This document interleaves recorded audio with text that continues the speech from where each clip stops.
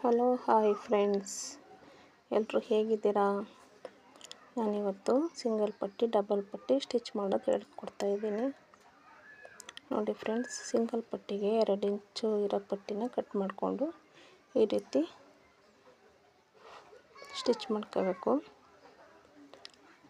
ಮತ್ತು ಪುನಃ ಅದನ್ನು ಫೋಲ್ಡ್ ಮಾಡಿ ಮೇಲೆ ಪುನಃ ಒಂದು ಹೊಲಿಗೆ ಕೊಡಬೇಕು.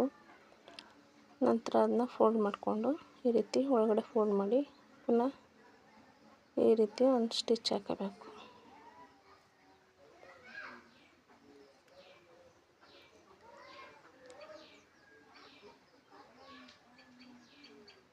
ನೋಡಿ ಫ್ರೆಂಡ್ಸ್, ಎಷ್ಟು ನೀಟಾಗಿ ಬಂದೈತಲ್ವ.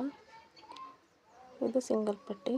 ಮತ್ತು ಡಬಲ್ ಪಟ್ಟಿಗೆ 4 ಇಂಚು ಬಟ್ಟೆ ಕಟ್ ಮಾಡಿಕೊಂಡು ಈ ರೀತಿ ಡಬಲ್ ಫೋಲ್ಡ್ ಮಾಡಿಕೊಂಡು ಈ ರೀತಿ ಸ್ಟಿಚ್ ಮಾಡ್ಕೋಬೇಕು.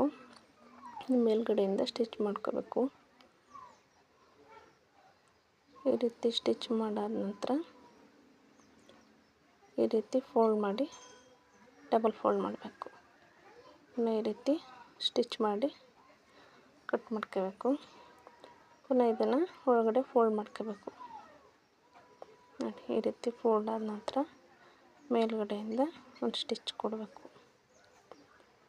ಈ ರೀತಿ ಸ್ಟಿಚ್ ಆದ ನಂತರ ಕಟ್ ಮಾಡಿಕೊಂಡು ಈ ರೀತಿ ಒಳಗಡೆ ಫೋಲ್ಡ್ ಮಾಡಿ ನೀಟಾಗಿ ಈ ರೀತಿ ಸ್ಟಿಚ್ ಹಾಕಬೇಕು. ಮತ್ತು ಪುನಃ ಹುಕ್ಸ್ ಹಾಕೋದಕ್ಕೆ ಈ ರೀತಿ ಸಮ ಫೋಲ್ಡ್ ಮಾಡಿಕೊಂಡು ಈ ರೀತಿ ಮಾರ್ಕ್ ಮಾಡ್ಕೋಬೇಕು. ಪುನಃ ಈ ರೀತಿ ಮಾರ್ಕ್ ಮಾಡಿರೋದ್ರ ಮೇಲೆ ಸ್ಟಿಚ್ ಹಾಕಬೇಕು. ನೋಡಿ, ಈ ರೀತಿ ಸ್ಟಿಚ್ ಆದ ನಂತರ ನೋಡಿ ಸಿಂಗಲ್ ಪಟ್ಟಿ ಡಬಲ್ ಪಟ್ಟಿ ಯಾವ ರೀತಿ ಬಂದಿರುತ್ತೆ ಅಂತ. 2 ಹೆಚ್ಚು ಕಮ್ಮಿ ಇರಬಾರ್ದು, ಒಂದೇ ಸಮ ಇರಬೇಕು.